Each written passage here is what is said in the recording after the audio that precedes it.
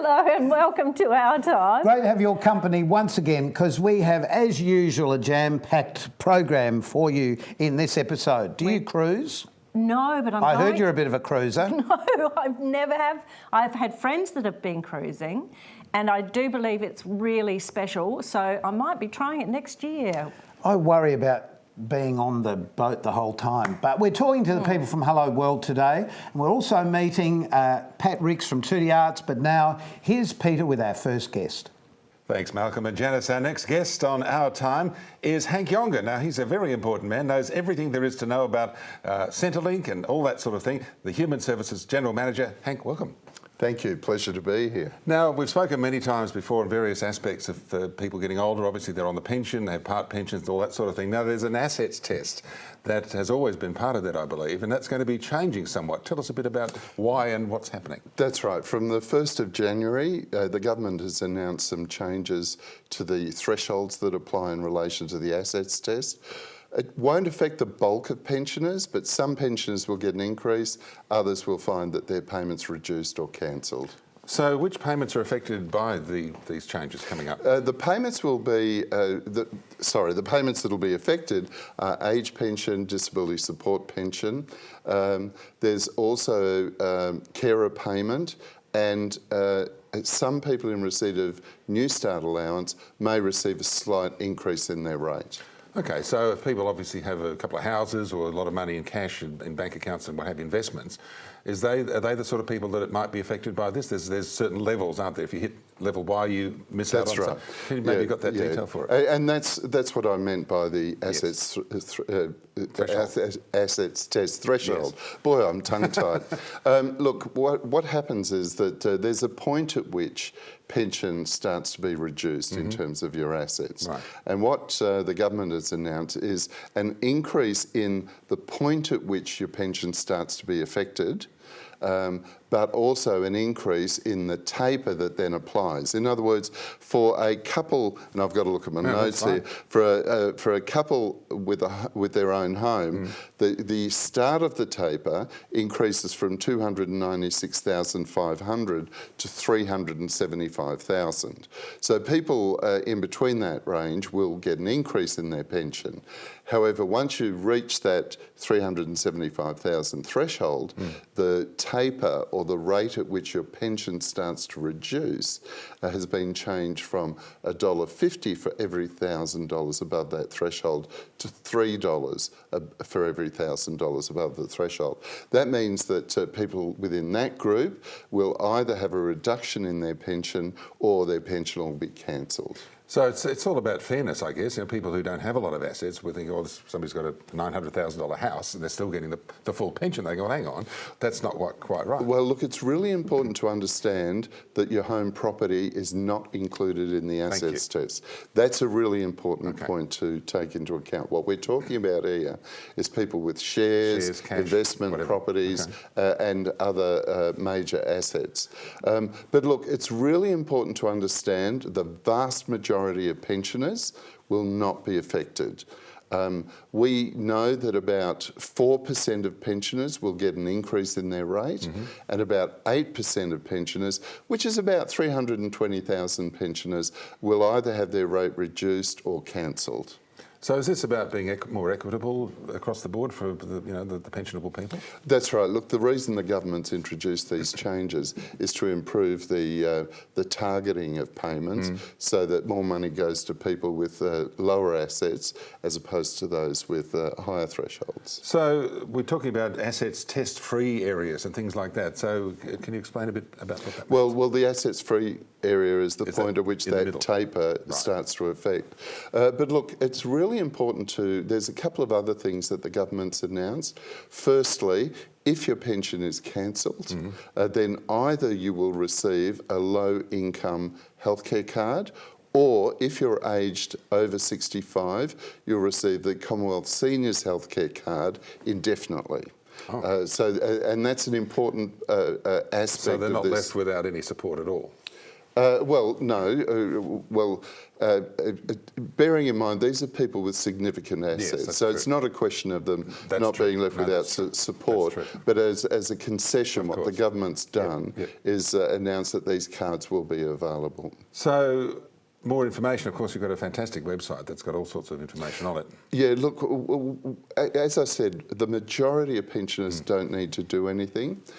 We will be writing to pensioners that are likely to be affected in October and again in December. Right. I think it's really important for people to understand what the likely impact may be. If you've got a financial advisor, our advice is to have a talk to them so you have an understanding. The other thing you should do is go to the Human Services website, humanservices.gov.au/rebalance assets. That's one word, Okay. rebalance assets. And there's an estimator that you can go to there where you can put in your figures and it'll give you an estimate of what the impact is. But again, you don't need to do anything. We will write to those people likely to be affected, and the majority of pensioners won't be. The pension loan scheme, now, is that something that we should talk about as well? What does that mean? Yes, look, for pensioners whose rate has been reduced or whose pension's been cancelled, if they want to retain the current rate of their payment or even opt for the maximum rate, providing you've got some collateral, either a home property or other investments, then you should talk to us, because what you can do is in effect loan or borrow against those assets. Of course, you've got to pay interest rates, etc. Again, you may wish to talk to your financial advisor about that option. Certainly you should talk to us. So, there's an upper limit, presumably, where this kicks in, I guess. Is there? What's the amount? Is that a Okay, well, look, there are four important figures to understand. For a couple that are homeowners, the new threshold is $375,000 before it starts to affect. Yep. For a non-homeowner couple, it's $575,000. For a single homeowner, the new rate is point is $250,000, and for a single non-homeowner, it's $450,000 before it starts to affect your pension. Okay, so people aren't going to be in for a shock. Obviously, they're not going to look at their pension one day and go, "Hang on, what's going on?" Because you say you'll notify them, and well, so there'll be no shock. Yeah, look, there'll be two letters to those likely to be affected, one in October and one in December, where we'll outline to you what the impact will be. Again, I really make the point, if you've got a financial advisor, talk to them so you've got a good understanding.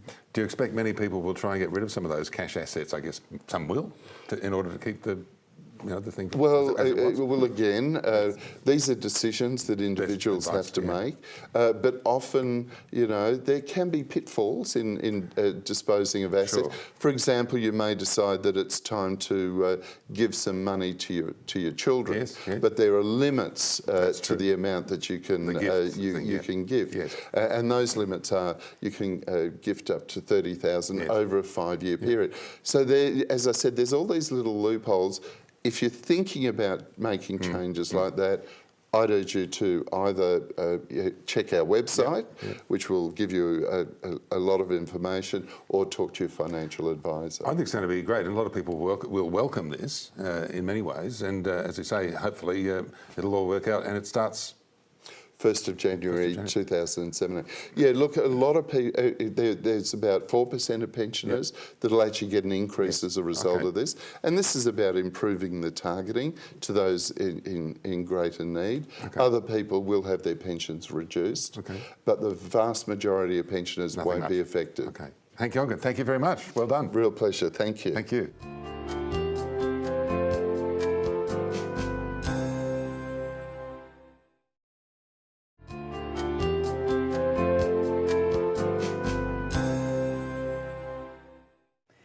Welcome back. We do that often. It's a great pleasure to introduce to you Pat Ricks, who is from Hoodie Arts. Pat, hello. Welcome. Hi there, Malcolm. Hi, Janice. Great to have you on the program. Hoodie Arts. Now, has that been going for a long time? Has it always been called Hoodie Arts? No, we're in our 19th year, just had our 19th birthday. And we were originally the Tutti Ensemble, but since we became a multi-arts organisation, we became Tutti Arts about 5 years ago. So Tutti means? Tutti means everybody. It's the little term you see on a musical score when you've had a soloist playing or singing, Right. and suddenly you see tutti, means everybody. Oh, I like the way you say that. Say it again. Tutti. Now, you're the artistic director, but you started off more as a musical director or musical person, did you, within the organisation? How did it start? Well, Tutti began as a choir, a singing group, I guess, unofficially, with people who were at that time residents of Minda.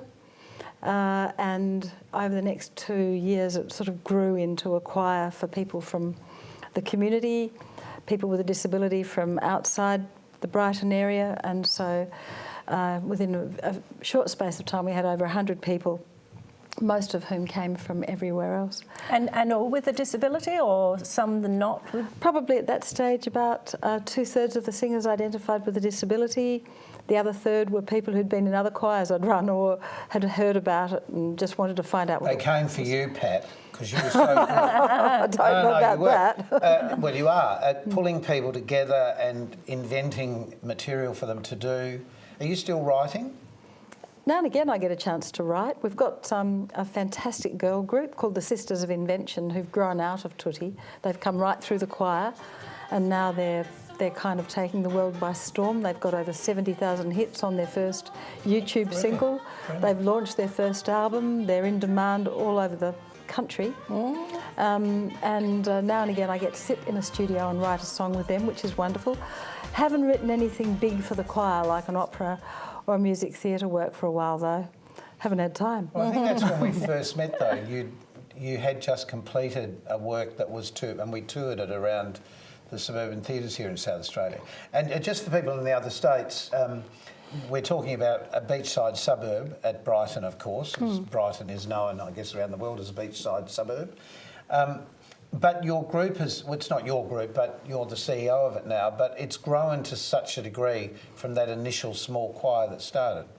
Yeah. And where have you been worldwide? Oh, we've taken 2 productions to America.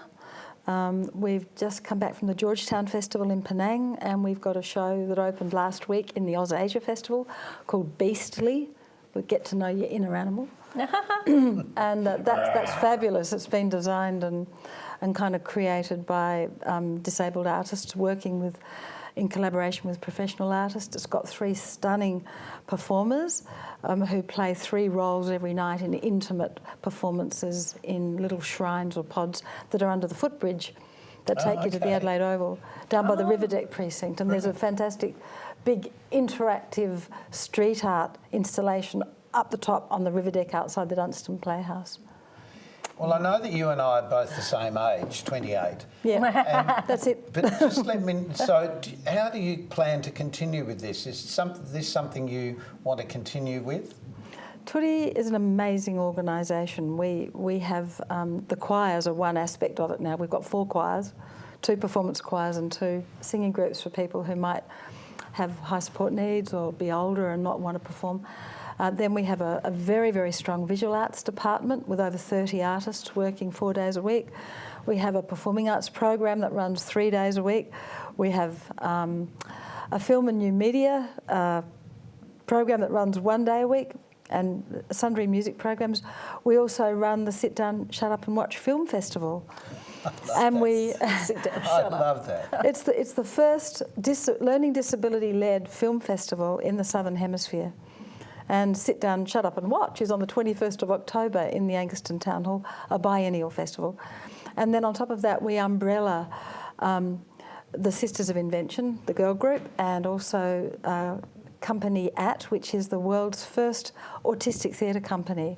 They all work out of Tutti. So there's something like 300, 400 people coming through our programs each week. Gosh. And So on your it's hour amazing. off a week- That is a lot of people. So that's the short answer to the question. So what I've done is over the years I've been really worried about succession planning. So each of those departments, if you like, or programs is run by a really fantastic professional artist that I've handpicked, who also then goes and gets disability support qualifications, so that they've actually got both. But they're artists first and foremost. Right. Now, prior to Tutti. Oh, Tutti. Tutti's fine. Tutti. Prior to Tutti, what were the opportunities for people who had any issues? Nothing. I mean, for people who were creative, who might have had a disability, there was nothing. And I think that's the joy of having been on this journey over 19 years. Like the choir was started in 97. Tutti Arts itself, the programs began right at the end of 2004, just with 3 days performing arts, and within a couple of years it was a full-time day program because the choirs were only at night. And what the fantastic thing was that now people who used to say to me, well, how do we get to be professional artists, Pat? We want to be professional, but it's great doing this once a week, but it's not enough, and we know that. And I said, well, you have to do it every day. And you have to be totally committed, and you have to be really disciplined and professional. And after 10, 15 years, if you're lucky, you'll start getting regular work. And so it was a stroke of luck that I was able to find 6 places initially for people, and that's grown now. We have over 50 people in that program. If we had more space, we could work with a lot more.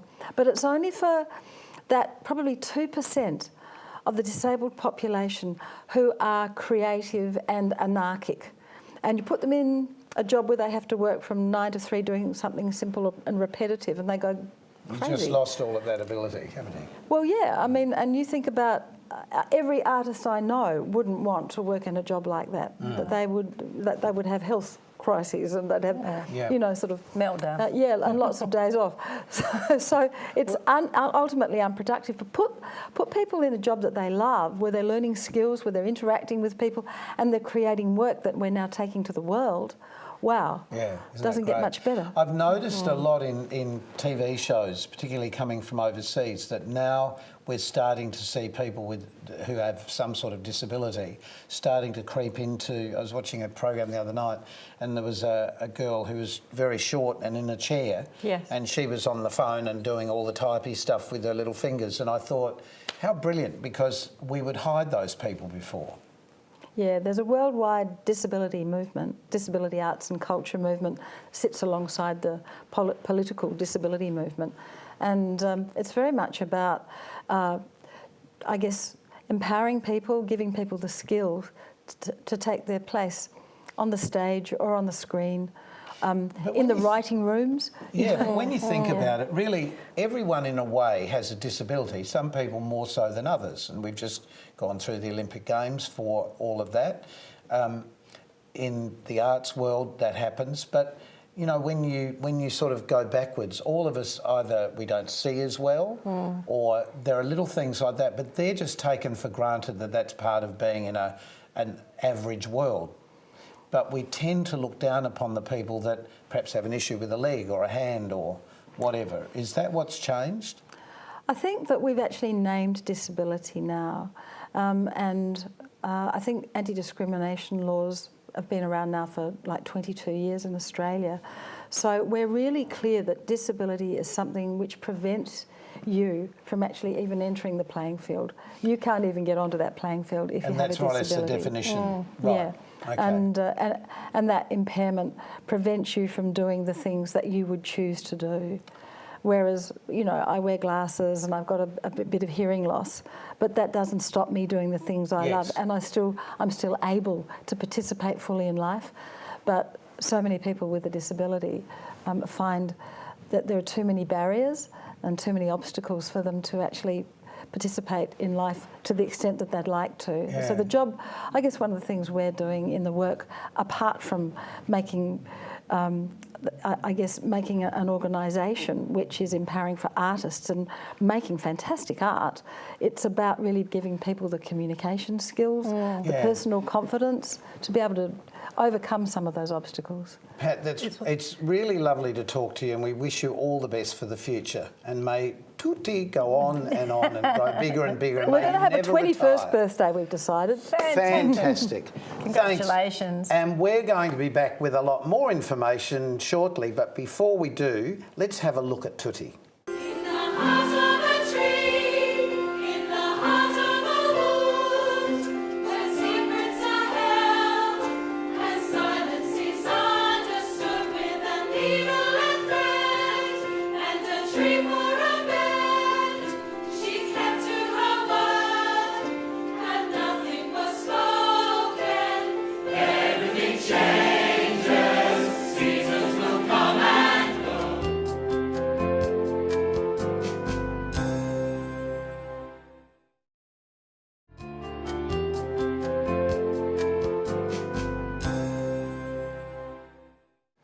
And we're back with our Hello World friends, travel friends, Steve and Alicia from West Lakes. How are you? Okay, thanks for having us back. Lovely. Now, I love cruising. I was in the Navies. I like ships. Yes. And I've been on a couple of private cruises, as you guys have. Yes. There are so many different types now. There's the ocean cruise, you can go over at the South Pacific, Mediterranean, whatever. But these days, you've got river cruises through Europe, for example. Absolutely. And adventure cruises. Give us a handle on how they all differ. Yeah, so again, with at least ocean cruising as well, you've got like big water parks on there, great for families as well. And you've more of the more remote places out like Pacific Islands, further distance ones as well. Where river cruising, it's they're a lot more smaller ships, so the maximum size is probably about 190 people. Average is about 160 as well, and they go basically, you take you from the centre of one town to a little city to a centre of another little city, like example like Budapest, Nuremberg, and go for a lot through Europe as well. And Asia is getting a bit more on river cruising as well. Because you can stop, you're not on the ship like you're on a ship maybe a couple of days before you go to the next port, yes. But this one you can sort of virtually park anywhere and go and see the local sites. Yeah, so you might be on sail for a couple of hours in the morning, and then in the afternoon you'll be in like a new destination. And it's great because you only have to unpack once. All your meals, everything's included. I love that. Exactly. That's why I love it too. Yeah. Now, Steve, price-wise, these river cruises again for now are fantastic value, especially to Europe. We're seeing lots of people taking advantage of these prices. Tell us a bit about it. Well, the airfares have come right down, and to get there, the airfares is a lot of the price of it. So the great value for money as well, because like with river cruising, it includes all your meals, your entertainment on board. And most times it's all your drinks as well. Where compared to ocean cruise, you've got a lot of your entertainment, everything on board, but you need to pay for your drinks. The quality of the food, I'm told, is pretty good too. Oh, absolutely. On the river, well, all the cruises to the ships, they're fantastic. Yes. So you should go there with a mind on absolutely, on and some stretchy pants. So what's the most popular river cruise? Are they Europe still, or are you saying the Asian market is becoming a bit The Asian bigger? market is coming really well, as well, especially with like through Cambodia and Vietnam, and like with China as well. So that is getting bigger all the time. Like for Europe, it is still a big one. Normally a very popular one. What a lot of people love to even redo again is like an Amsterdam to Budapest. But you've got a lot of France is opening up as well, and the lower rivers too. Yeah, and the ships themselves, I mean, they're all pretty much brand new. They're purpose-built for river cruising. Yes, they're not just something that they've cobbled together and said, there's your bed and you're on the upper deck or whatever. Exactly, and it's great because that way, especially with river cruising, it's like if you'll be lucky to see a kid, there'll be no kids clubs on board. It's great for the older market. So most of the adults would do this. Yeah? Absolutely, more say 50 plus. Okay, cool. Now, Steve, on the ships, and we've all done cruising on the P&O, Princess Cruises, all sorts of lines now visit Australia. It's a fantastic market actually. We're seeing a lot more ships. Booming all the time. If you're going to take your kids on a holiday, fantastic, because there's so much activity. You've got the kids club for them to do. They love it. Tell us a bit about what they can look forward to on some of these ships. As soon as the kids get in the kids club, the first time they're a bit daunted when they get there first, but then the next time we want to go when we go, and that gives mum and dad plenty of time. And you know they're safe, you know they're being looked after by professionals and have a lot of fun. Yeah, and like I say, all the staff on there is fully qualified with all early childhood or within Rayleigh for kids, and all the security checks as well. And they're good with the kids as well. Oh yeah, no, that's amazing. I've seen that. But also the other category that's expanding now is these adventure type cruises where you sort of go to the middle of nowhere, actually hop off your ship and have a look at what's on shore. That's correct. So especially with the expedition ships, so you got you've got the Kimberleys and also like even Antarctica, Arctic as well. Donna in our office, she's got a group together as well. They're going down to Antarctica in March next year as well. So they're going to go and see little penguins down there as well and get on the Zodiacs. And some of them we can do kayaking down there, go for a swim, actually allow swim, or even having go camping down there. That sounds fantastic. Yes. So what age group would be doing that sort of adventure cruises? Are they all ages? Or? All ages. Probably you find maybe say more so like the 40 plus as well, and maybe under 60, yes. But again, they can still cater for anyone, just not so much children. No. Yeah. But, so what's the average length of one of these things? Obviously, a week or 2 or 10 days? Or? Yeah, normally about 10 days, especially for Antarctica. About 10 days. I've never been there. Have you guys? I'd love to go. You haven't been? I haven't been there. I know a great travel agent. Hello, World. Yes. Steve and Alicia, they're fantastic. We will be going. So which are the most popular in your view? What is it pretty much equal, even Stevens? The river, the ocean? It's more of the ocean cruising as well, and then river cruising, but then more exhibition are getting more popular as well. And so hopefully we can expand our groups. And this one's been very successful, so we want to put another Antarctica one. And like I say, Donna is the expert now. Fantastic. Thank you. We urge people to come in and see you at Hello World West Lakes. Absolutely. Thank you. Alicia and Steve, thanks again. Thank you very much. Thank you. Thank you. So another wonderful program on Our Time. Thank you, Pat, again for coming in and talking to us. We wish you all the best. And yes, and of course you can find out more about the Tutti Ensemble if you go to Facebook, to our site on Facebook, and check out the information. We'll give you a link to your link. Is that a good idea? Yeah, we have a website, www.tutti.org.au. There you go. So until next time, keep yourself nice till then. see you Bye. then. Bye. Bye.